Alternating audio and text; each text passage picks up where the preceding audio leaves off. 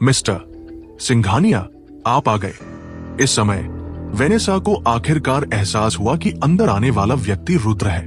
वह जल्दी से खड़ी हो गई और रुद्र से कहा, वेनेसा, मुझे माफ करना। मैं हाल ही में अपने मामलों में बहुत व्यस्त था, इसलिए यहां आने का समय नहीं मिला। रुद्र ने वेनेसा को असहजता से समझाया। यह कुछ ऐसा था जिसके बारे में कुछ कहा नहीं जा सकता था। एक हैंड्स मैनेजर, दूर से काम संभालने वाले के तौर पर रुद्र सचमुच जरूरत से ज्यादा सक्षम था। जब से उसने क्लब संभाला था, तब से रुद्र केवल 2 बार ही आया था। अगर वेनेसा मौजूद न होती तो क्लब अब तक बंद हो चुका होता। कोई बात नहीं, वैसे भी क्लब में हाल ही में कुछ खास हुआ नहीं है। वेनेसा ने रुद्र को देखकर हल्के से कहा, यह अच्छी बात है। रुद्र खुद आगे बढ़कर वेनेसा के पास चला गया। वेनेसा के शरीर पर खुशबू अब और भी तेज लग रही थी, जिससे रुद्र थोड़ा बेचैन हो गया। मिस्टर सिंघानिया, क्या मेरे लिए कोई हुक्म है? वेनेसा ने रुद्र के लिए 1 कप चाय डाली और धीरे से पूछा, क्या मैंने तुम्हें पिछली बार नहीं बताया था कि मैं एक उद्घाटन समारोह आयोजित करने जा रहा हूं? तुम्हारी योजना कहां तक पहुंची? रुद्र ने वेनेसा से धीरे से पूछा। मिस्टर सिंघानिया, मैंने सब कुछ तैयार कर लिया है। मैंने स्थान भी चुन लिया है। आपको बस एक तारीख तय करनी है।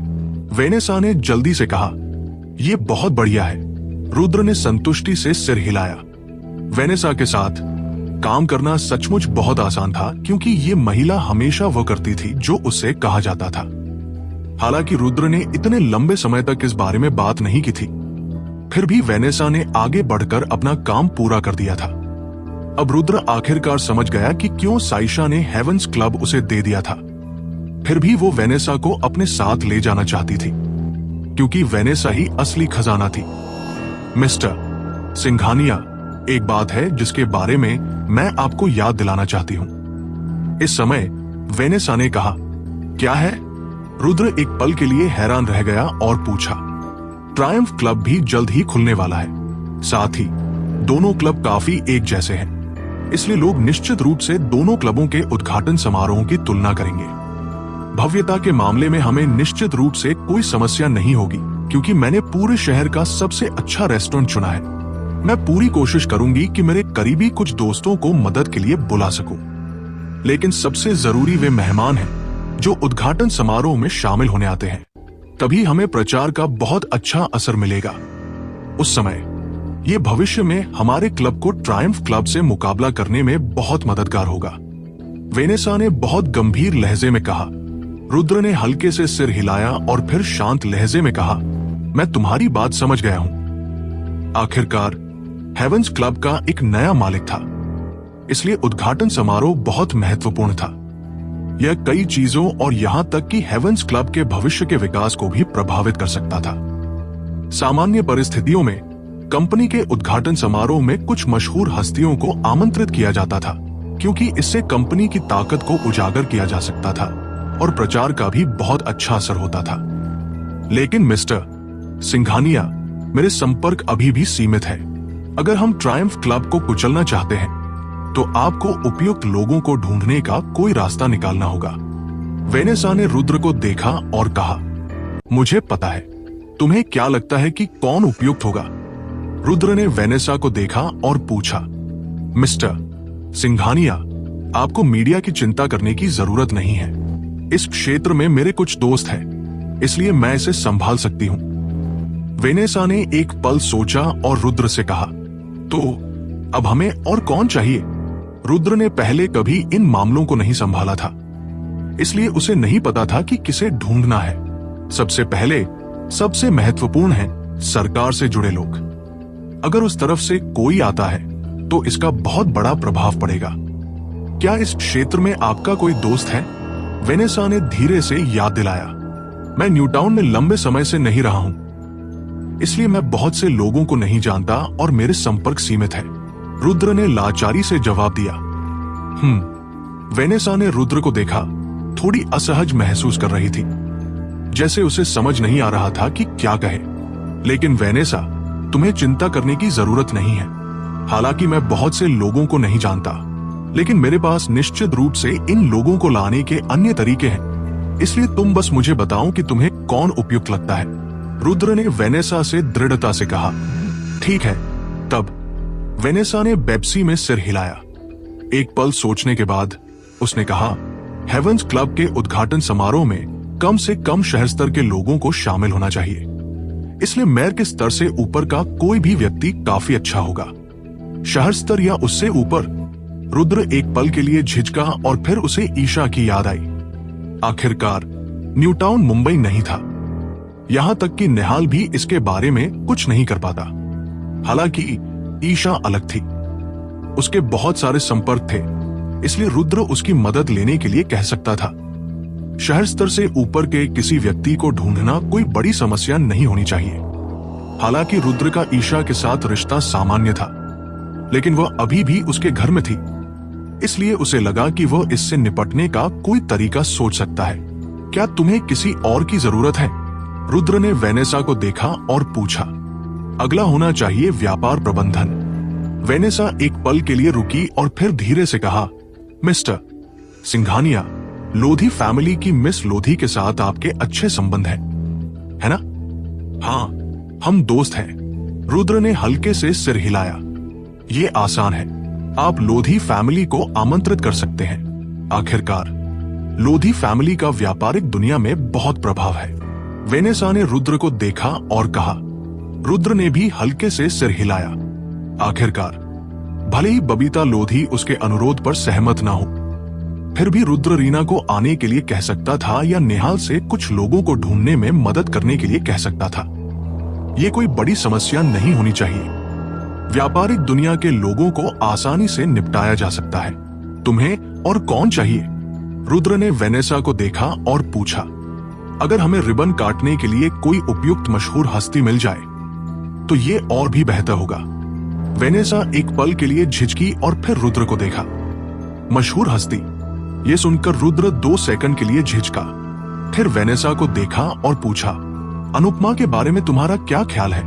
वो हाल ही में बहुत लोकप्रिय हुई है। वो एक अच्छा विकल्प है, लेकिन मुझे लगता है कि अनुपमा से ज्यादा उपयुक्त कोई और है। वेनेसा ने हल्के से कहा। अनुपमा से भी ज्यादा उपयुक्त कोई और है? वो कौन है? रुद्र ने जल्दी से पूछा। मुझे लगता है कि लोपामुद्रा, जिसने हाल ही में डेब्यू किया है लेकिन वह बहुत लोकप्रिय है, वो ज्यादा उपयुक्त रहेगी।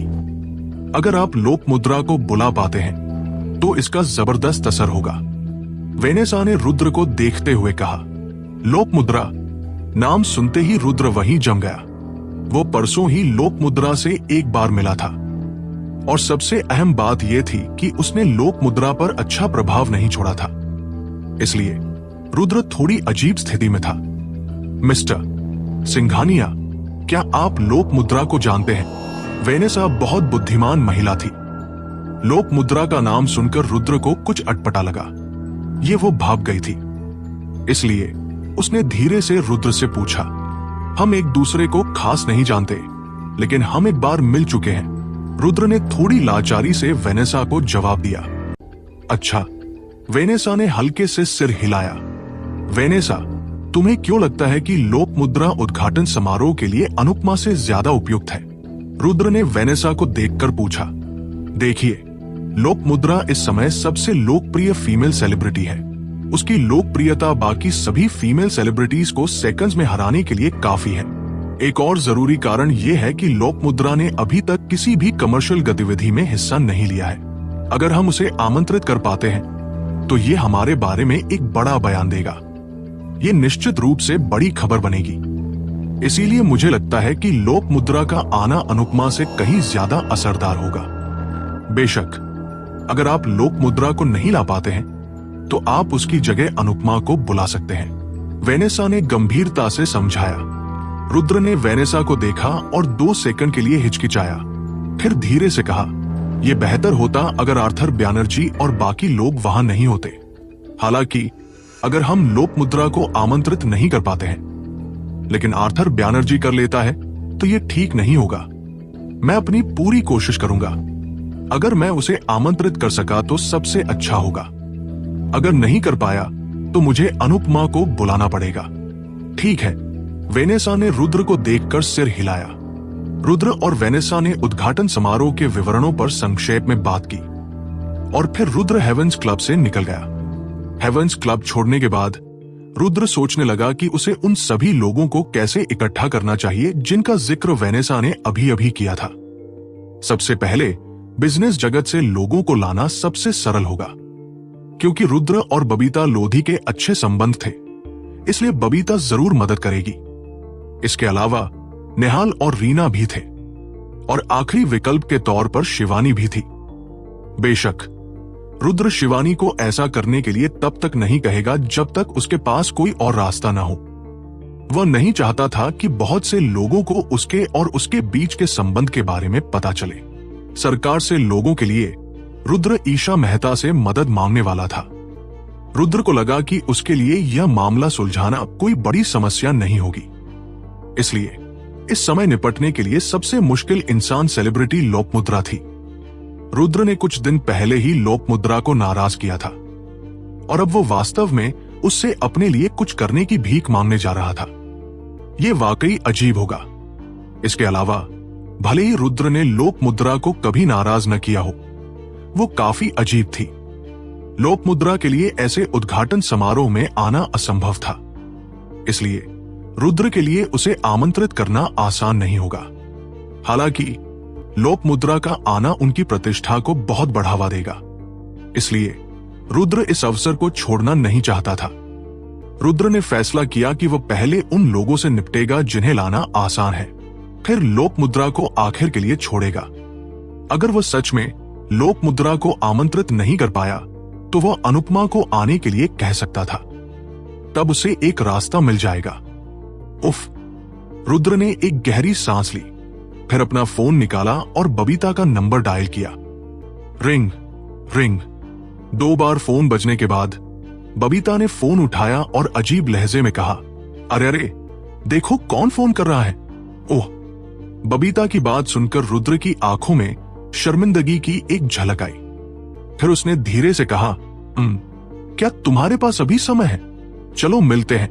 क्या अब तुम्हें पछतावा हो रहा है? तुम मुझसे प्यार का इजहार करना चाहते हो? मैंने अपना मन बदल लिया है। इस दुनिया में इतने अच्छे आदमी हैं। मैं अपनी सारी उम्मीदें और सपने तुम पर ही क्यों टिकाऊं? बबीता ने गुस्से में कहा, मैं इजहार करने नहीं जा रहा हूं। मुझे तुम्हें कुछ जरूरी बात बतानी है। रुद्र ने लाचारी से कहा, क्या बात है? बबीता हैरान रह गई। मुझे सच में तुमसे कुछ जरूरी बात करनी है।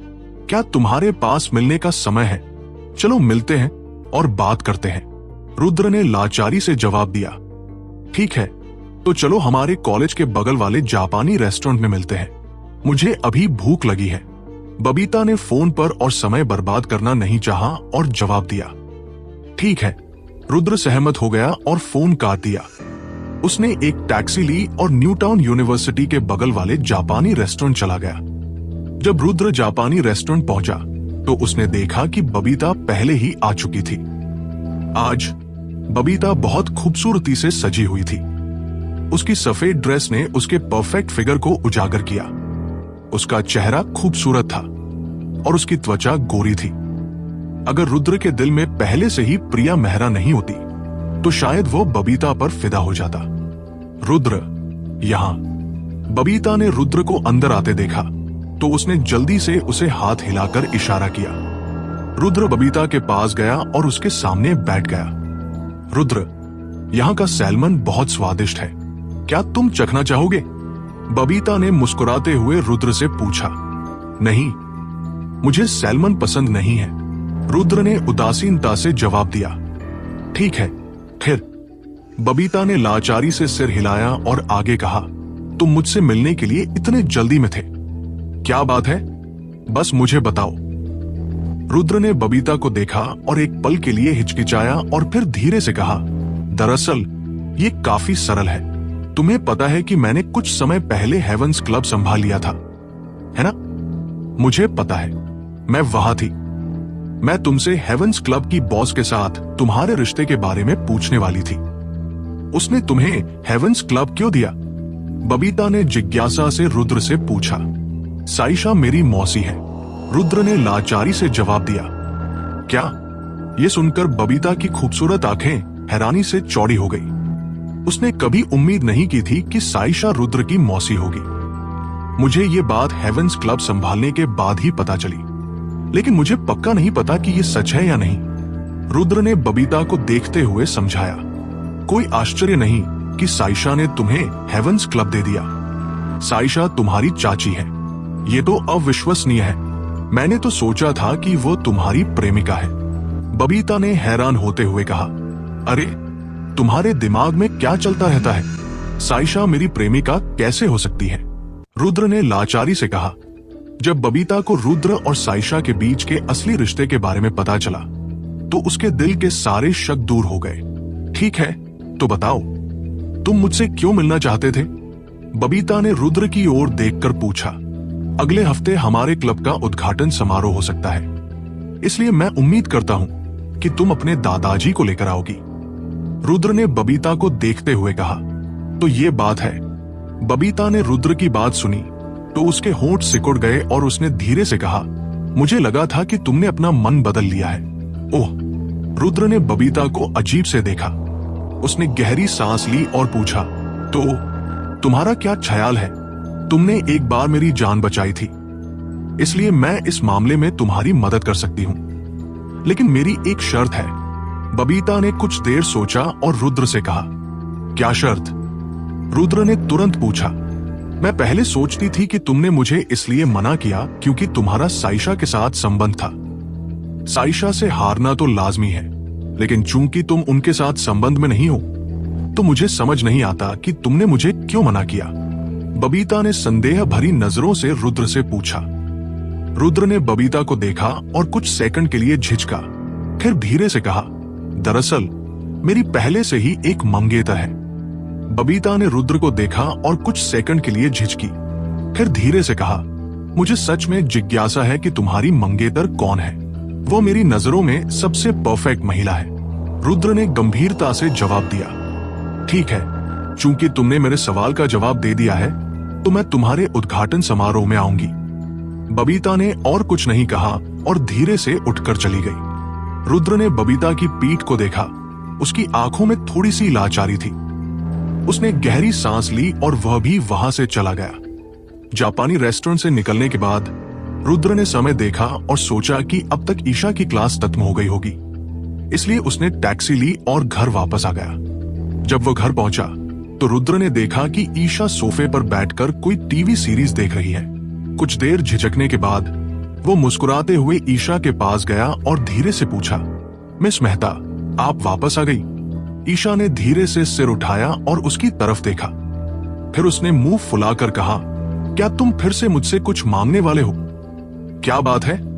बस बता दो, मेरा बकवास करने का मूड नहीं है। ओह। रुद्र एक पल के लिए दंग रह गया, फिर उसने हैरान होकर पूछा, अरे तुम्हें कैसे पता चला कि मुझे तुमसे कुछ पूछना है? अगर तुम्हें मुझसे कुछ नहीं पूछना होता तो तुम मुझसे इस तरह बात क्यों करते? तुम एक काम के आदमी हो, जो कुछ कहना है बस कह दो। ईशा ने बेपरवाही से जवाब दिया। क्या मैं सच में ऐसा इंसान हूं? रुद्र ने ईशा को देखा और अजीब सी मुस्कान दी। तुम खुद जानते हो कि तुम हो या नहीं? ईशा ने मुंह फुलाकर कहा। कुछ देर झिझकने के बाद रुद्र ईशा के बगल में बैठ गया और धीरे से कहा, ठीक है, चूंकि तुमने कह दिया है तो मैं तुमसे घुमा फिरा कर बात नहीं करूंगा। हेवेंस क्लब का उद्घाटन कुछ ही दिनों में होने वाला है, लेकिन मुझे इसकी प्रतिष्ठा बनाने के लिए सरकार के कुछ लोगों की मदद चाहिए। तुम जानती हो कि मेरे संबंध सीमित है, तो क्या तुम मेरी मदद कर सकती हो? मदद? जब ईशा ने रुद्र की बात सुनी तो वो हंसे बिना नहीं रह सकी। इसके बाद उसने धीरे से कहा, तुम बलराम के वारिस हो, मुंबई के मशहूर मिस्टर सिंघानिया। क्या तुम इतना छोटा सा मामला खुद नहीं संभाल सकते? मैं न्यू टाउन में ज्यादा लोगों को नहीं जानता। मैं उतने लोगों को नहीं जानता जितना तुम जानती हो। रुद्र ने मुस्कुराते हुए कहा, मैं भी न्यू टाउन में ज्यादा लोगों को नहीं जानती, इसलिए मैं तुम्हारी इसमें मदद नहीं कर सकती। तुम किसी और को ढूंढो। ईशा ने बेपरवाही से कहा, मजाक मत करो। मैं जानती हूं कि तुम्हारे कितने संबंध हैं। शहर के स्तर से ऊपर के किसी व्यक्ति को ढूंढने में मेरी मदद करना तुम्हारे लिए कोई बड़ी समस्या नहीं होनी चाहिए, है ना? रुद्र ने दांत पीसे। मैं तुम्हारी वजह से न्यू टाउन आई हूं। मैं यहां ज्यादा लोगों को नहीं जानती। मुझे तुमसे इस बारे में झूठ बोलने की जरूरत नहीं है। ईशा ने लाचारी से रुद्र को समझाया। देखो, मेरे इस उद्घाटन समारोह का संबंध सेठी के लोगों से है, क्योंकि आर्थर बैनर्जी के पीछे अनुराग है। अनुराग को ढूंढने का ये सबसे अच्छा मौका है। रुद्र ने ईशा को देखते हुए गंभीरता से कहा, भले ही इस मामले का सेठी के लोगों से कुछ लेना देना हो, मैं तुम्हारी मदद नहीं कर सकती, क्योंकि मैं इस क्षेत्र में सचमुच किसी को नहीं जानती। ईशा ने रुद्र को देखा और हल्के से सिर हिलाया। तुम सच में किसी को नहीं ढूंढ सकती? रुद्र हार मानने को तैयार नहीं लग रहा था। हाँ, मुझे इस तरह की बात पर तुमसे झूठ बोलने की जरूरत नहीं है। अगर तुम्हें मुझ पर विश्वास नहीं है तो मैं कुछ नहीं कर सकती। ईशा ने लाचारी से कहा, ठीक है, तो मैं कोई और तरीका सोचता हूं। रुद्र महसूस कर सकता था कि ईशा के पास वास्तव में कोई और रास्ता नहीं था, नहीं तो वो उससे इस तरह बात नहीं करती। इसलिए बातचीत जारी रखने का कोई मतलब नहीं था। हालांकि मैं तुम्हारे लिए सही व्यक्ति नहीं ढूंढ सकती, लेकिन मैं किसी ऐसे व्यक्ति को जानती हूं जो तुम्हारी मदद कर सकता है। जैसे ही रुद्र मुड़कर अपने कमरे में जाने वाला था, ईशा फिर से बोली, कौन है? रुद्र ने तुरंत पूछा। तुम्हारी क्लास की महर, ईशा ने जवाब दिया। महर? जब रुद्र ने ईशा की बात सुनी तो उसकी आंखों में भ्रम की एक झलक कौन थी। फिर उसने माथे पर शिकन डाली और कहा, यह सही नहीं है। महर का परिवार बिजनेस में है। मुझे नहीं लगता कि उनका उच्च अधिकारियों से कोई संपर्क होगा। आम लोगों को लग सकता है कि गोखले फैमिली बिजनेस कर रहा है, लेकिन अगर गोखले फैमिली की कोई पृष्ठभूमि नहीं होती तो उनका इतना बड़ा बिजनेस कैसे होता? ईशा ने रुद्र को देखा और बेपरवाही से कहा। जब रुद्र ने ईशा की बात सुनी तो वह तुरंत समझ गया कि उसका क्या मतलब है। उसने उत्साहित भाव से ईशा से पूछा, क्या तुम कह रही हो कि जिस महर के गोखले फैमिली से है उसका कोई और ही बैकग्राउंड है? ये तो पक्का है। ईशा ने धीरे से सिर हिलाया और आगे कहा, तो अगर तुम महर को पटा सकते हो और उनके अंकल को अपने भव्य उद्घाटन समारोह में शामिल होने के लिए मना लेते हो, तो उसका असर यकीनन मेरे द्वारा बुलाए गए लोगों से कहीं बेहतर होगा। क्या वो इतने महान हैं? रुद्र ने गहरी सांस ली और वो बहुत हैरान दिख रहा था। उसने हमेशा सोचा था कि महर का परिवार व्यवसाय में है, लेकिन उसे नहीं पता था कि उसके अंकल का इतना जबरदस्त प्रभाव है। अगर वो सच में महर को मना सका और उसके अंकल को आमंत्रित कर सका तो इसका असर निस्संदेह उत्कृष्ट होगा। इस जानकारी के लिए धन्यवाद, रुद्र ने उत्साह से कहा। फिर वह तेजी से अपने कमरे की ओर भागा। कमरे के अंदर उसने महर को कॉल करने का इरादा किया, लेकिन उसे एहसास हुआ कि उसके पास उसका संपर्क नंबर नहीं है। अनिच्छा से उसने विवेक का फोन नंबर डायल किया। Ring ring. 2 बार बजने के बाद विवेक ने फोन उठाया। रुद्र, तुम आजकल क्या कर रहे हो? तुम क्लास के लिए स्कूल क्यों नहीं आ रहे? विवेक ने उत्साह से चिल्लाया। दरअसल मैं आजकल दूसरी चीजों में व्यस्त हूं। जब मुझे समय मिलेगा तो मैं तुम्हें सब समझाऊंगा। वैसे क्या तुम्हें महर का फोन नंबर पता है? उसने सीधे पूछा। हाँ, तुम्हें क्लास मॉनिटर का नंबर क्यों चाहिए? विवेक ने जवाब दिया। मुझे उसका नंबर दो, मुझे उससे कुछ बात करनी है, रुद्र ने धीमी आवाज में जवाब दिया। जरूर, 1 मिनट रुको, मैं तुम्हारे लिए ढूंढता हूं, विवेक ने धीरे से कहा और फिर रुद्र को महर का फोन नंबर दे दिया। उसका नंबर मिलने के बाद उसने तुरंत महर को कॉल किया, लेकिन फोन काफी देर तक बजता रहा और किसी ने जवाब नहीं दिया। उसने समय देखा और पाया कि शाम के 7 बज चुके थे। वो अभी तक सोई नहीं होगी, इसलिए उसने उसे दोबारा कॉल किया। जैसे ही वो हार मानने वाला था, उसने आखिरकार कॉल उठा लिया। हेलो, कौन बोल रहा है? उसकी तरफ से आवाज में बहुत शोर था। बैकग्राउंड में काफी आवाजें थी। ऐसा लग रहा था जैसे वो किसी क्लब में है, लेकिन वहां कोई संगीत नहीं बज रहा था। महर, मैं रुद्र हूं, मुझे तुमसे कुछ बात करनी है, उसने लाचारी से कहा। तुमने क्या कहा? उसने जोर से चिल्लाया। मैंने कहा कि मैं रुद्र हूं और मुझे तुमसे बात करनी है। उसने अपनी बात दोहराई। ओह, तुम रुद्र हो। तुमने मुझे अचानक कॉल क्यों किया? वह चिल्लाई। वहां बहुत शोर है। तुम कहाँ हो? मैं तुमसे मिलने आता हूं। उसने सोचा कि इन मामलों पर आमने सामने बात करना बेहतर होगा। ठीक है, ह्यूब्रू स्ट्रीट आ जाओ। मेहर चिल्लाई और फिर फोन काट दिया। ह्यूब्रू स्ट्रीट, ये जगह का नाम सुनकर रुद्र थोड़ा हैरान हुआ, लेकिन उसने ज्यादा सोचा नहीं। उसने बस अपने कपड़े पहने और कमरे से बाहर निकल गया। तुम बाहर जा रहे हो? जब ईशा ने उसे बाहर आते देखा तो उसने पूछे बिना नहीं रह सकी। हाँ, मैं मेहर से मिलने और कुछ बात करने जा रहा हूं, उसने संक्षेप में जवाब दिया और फिर घर से निकल गया। ईशा ने रुद्र की पीठ को देखा और मुंह फुलाकर फुसफुसाया। मुझे उम्मीद नहीं थी कि तुम चीजों को संभालने में इतने तेज हो। दूसरी तरफ अपार्टमेंट से निकलने के बाद रुद्र ने एक टैक्सी ली और ड्राइवर को ह्यूब्रू स्ट्रीट जाने के लिए कहा। जब टैक्सी ड्राइवर ने उसे ह्यूब्रू स्ट्रीट जाने के लिए कहा तो वो हैरान हुआ, लेकिन ज्यादा कुछ नहीं बोला। वो बस चुपचाप कार चलाता रहा। रुद्र खिड़की से बाहर के नजारे को देखता रहा और सोचता रहा कि जब वे मिलेंगे तो मेहर से इस बारे में कैसे बात करेगा।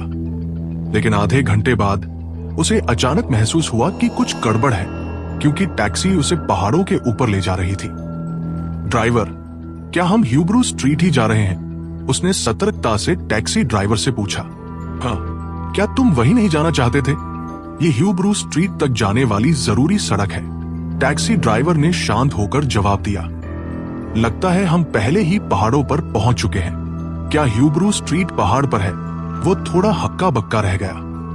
तुम देखो, ह्यूब्रू स्ट्रीट जाहिर तौर पर पहाड़ों में है। ये न्यू टाउन में एक मशहूर स्ट्रीट रेसिंग स्पॉट है। वहां जाने वाले सभी लोग स्पोर्ट्स कार चलाने वाले अमीर दूसरी पीढ़ी के लड़के हैं। कोई वहां टैक्सी कैसे ले जा सकता है? ह्यूब्रू स्ट्रीट न्यू टाउन में स्ट्रीट रेसिंग के लिए एक तरह से पवित्र स्थान है। शुक्रवार की रातों को बहुत से अमीर लड़के वहां रेस लगाने जाते हैं, टैक्सी ड्राइवर ने गाड़ी चलाते हुए समझाया। Street racing? ये सुनकर वह हैरान रह गया और उसके चेहरे पर आश्चर्य का भाव था। कहीं मेहर स्ट्रीट रेसिंग तो नहीं कर रही? रुद्र के दिमाग में एक साहसिक विचार आया। आखिरकार मेहर ने कहा था कि वो ह्यूब्रू स्ट्रीट पर है और अभी अभी कॉल के दौरान उसकी तरफ से सचमुच बहुत शोर आ रहा था। ऐसा नहीं लग रहा था कि वो पहाड़ पर है। उसे ये मानना मुश्किल लगा, क्योंकि उसकी धारणा में मेहर एक बहुत कोमल लड़की थी जो मनोरंजन उद्योग में जाना चाहती थी। उसका स्ट्रीट रेसिंग से क्या लेना देना हो सकता है? जवान आदमी, हम पहुंच गए, जैसे ही वो पहेली में फंसा हुआ था। टैक्सी ड्राइवर उसकी तरफ मुड़ा और चिल्लाया। ठीक है, उसने सिर हिलाया और फिर किराया देने के लिए अपना फोन निकाला।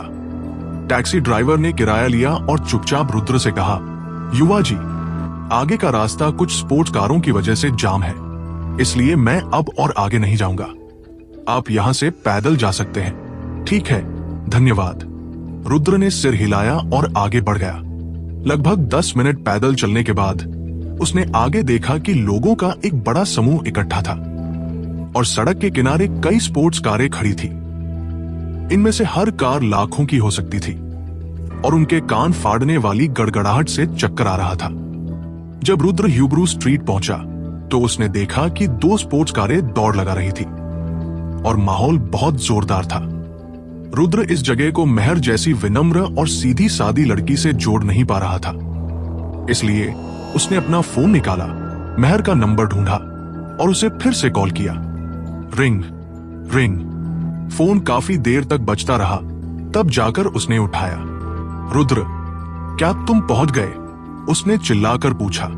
हाँ, मैं अभी ह्यूब्रू स्ट्रीट पर हूं, लेकिन मुझे यहां लोग रेसिंग करते दिख रहे हैं। तुम नहीं दिखी, उसने लाचार होकर जवाब दिया। अगर तुम्हें लोग रेसिंग करते दिख रहे हैं तो तुम सही जगह पर हो। मैं तुम्हें ढूंढने आ रही हूं, उसने धीरे से कहा और फोन रख दिया। कुछ मिनट बाद उसने आखिरकार मेहर को भीड़ से बाहर निकलते देखा।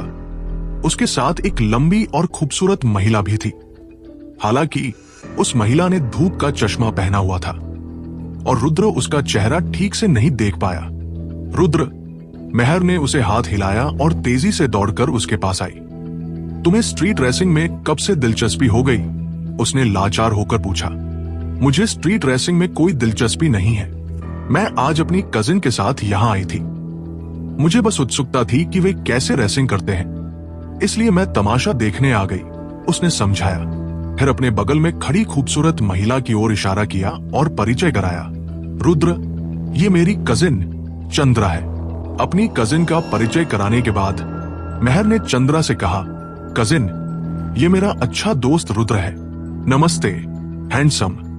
चंद्रा ने अपना धूप का चश्मा उतारा और रुद्र को देखकर मुस्कुराई। नमस्ते, उसने जवाब दिया और जल्दी से उसे एक नजर देखा।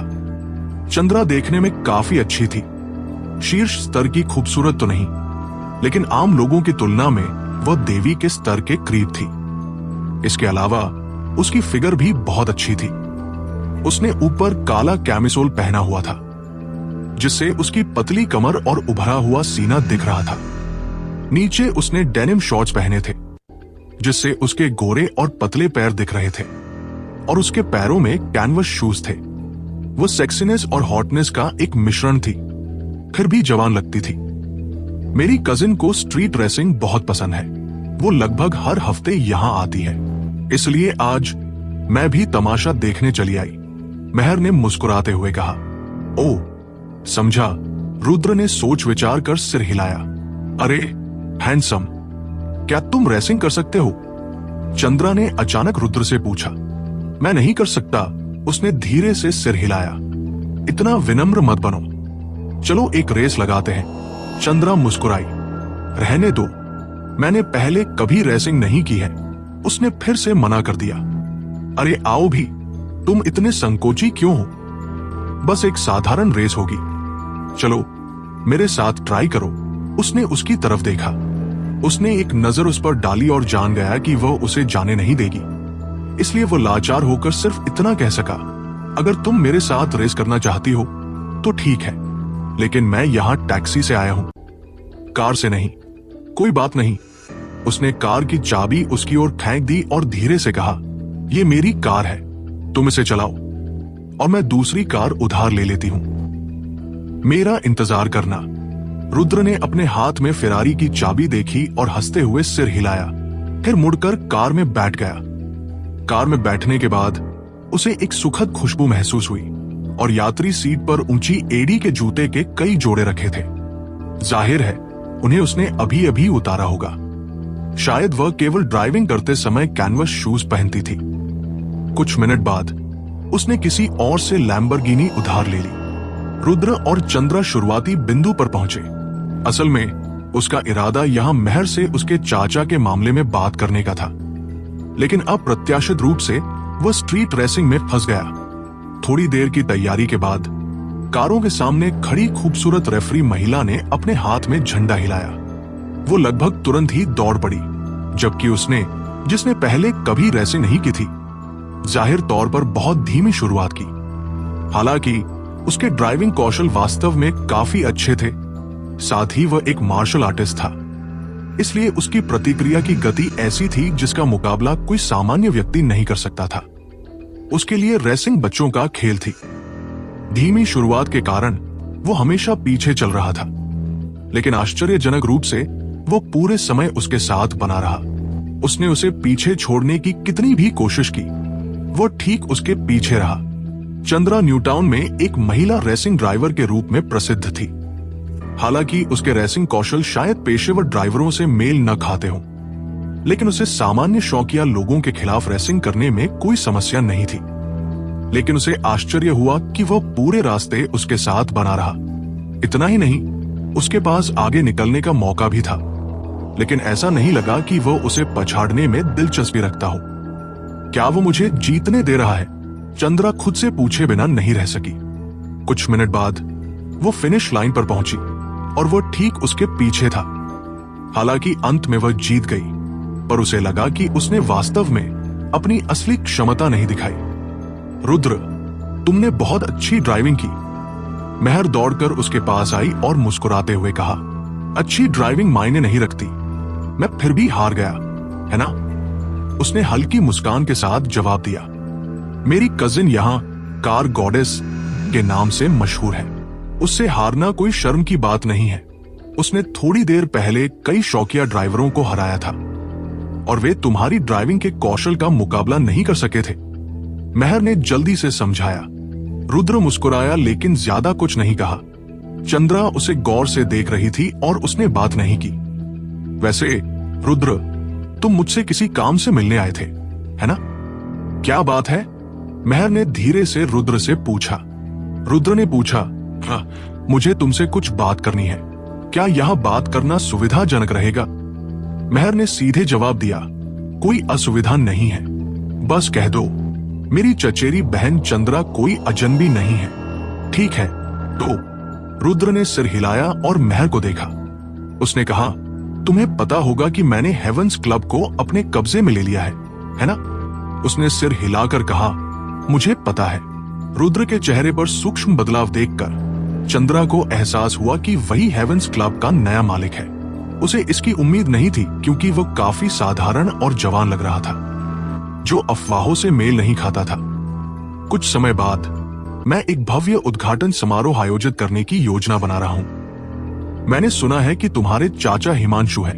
क्या तुम उनसे बात करके उन्हें रिबन काटने के लिए हमारे मुख्य अतिथि के रूप में आमंत्रित करने में मेरी मदद कर सकती हो? रुद्र ने मेहर को देखा और पूछा। ओह, मेहर के चेहरे पर कुछ बेबसी दिखी और उसने चंद्रा को एक झलक दी। फिर धीरे से कहा, मुझे लगता है कि अगर तुम मेरी चचेरी बहन से मदद मांगो तो ये ज्यादा भरोसेमंद होगा। तुम्हारी चचेरी बहन से मदद मांगू? रुद्र ने चंद्रा को देखा। उसकी आंखों में भ्रम की झलक थी। हाँ, मेरी चचेरी बहन हिमांशु की बेटी है, मेहर ने बेबसी से समझाया। क्या? ये सुनकर रुद्र दंग रह गया। उसने उम्मीद नहीं की थी कि चंद्रा हिमांशु की बेटी होगी। चंद्रा ने कुछ लाचारी के साथ पूछा, क्या हम एक जैसे नहीं दिखते? ऐसा नहीं है, मैंने बस उस तरह से सोचा नहीं था।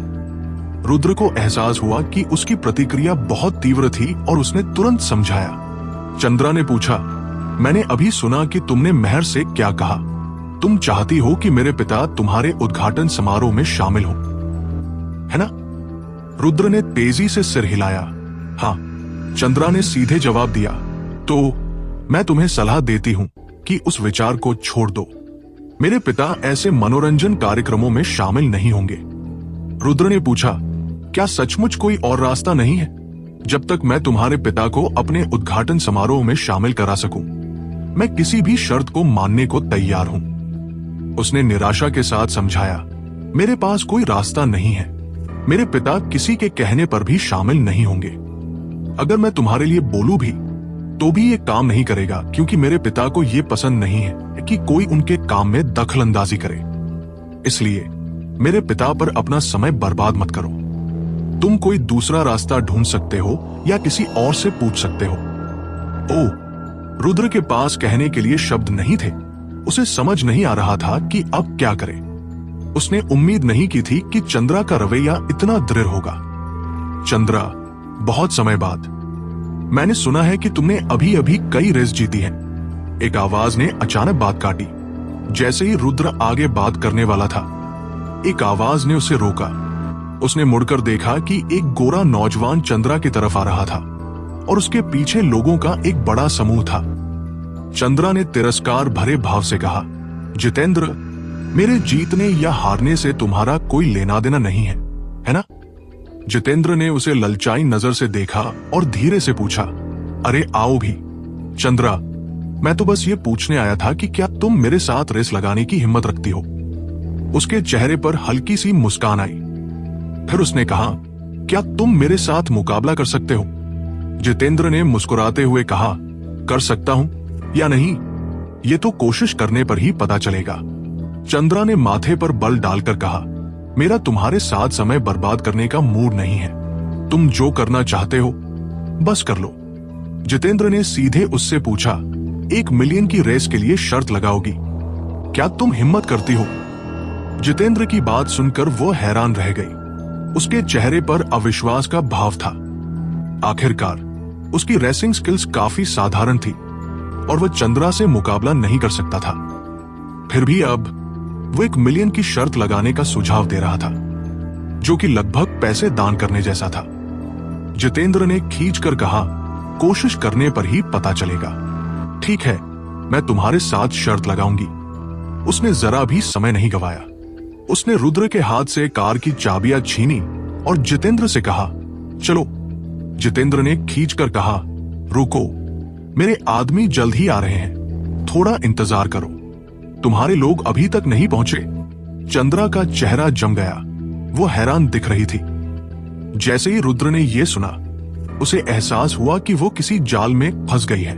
जितेंद्र ने हल्के से सिर हिलाया। हाँ, वे जल्द ही यहां होंगे। वो मुस्कुराते हुए आगे बढ़ा। मुझे तुम्हारे साथ रेस लगाने की कोई जल्दी नहीं है। मैं रेस के लिए अपनी जगह किसी और को ढूंढूंगा। महर इसे बर्दाश्त नहीं कर पाई और जितेंद्र पर चिल्लाई, तुम कितने बेशर्म हो सकते हो? यह साफ है कि तुम धोखाधड़ी कर रहे हो। जितेंद्र ने तिरस्कार से कहा, धोखाधड़ी? हाँ, छोटी लड़की, क्या तुम यहाँ के नियमों को नहीं समझती? रेस में मेरी जगह किसी और का आना अनुमति है। अगर तुम संतुष्ट नहीं हो तो तुम भी चंद्रा की जगह किसी और को ढूंढ सकती हो। लेकिन मैंने कोई नियम नहीं तोड़ा है। अगर तुम्हें विश्वास नहीं होता तो तुम दूसरों से पूछ सकती हो। हाँ, जितेंद्र ने जो कहा वो सही है। हम यहाँ प्रतिस्थापन की अनुमति देते हैं। मुझे आश्चर्य है कि जितेंद्र ने इस बार किसे ढूंढा है। मैं काफी उत्सुक हूं।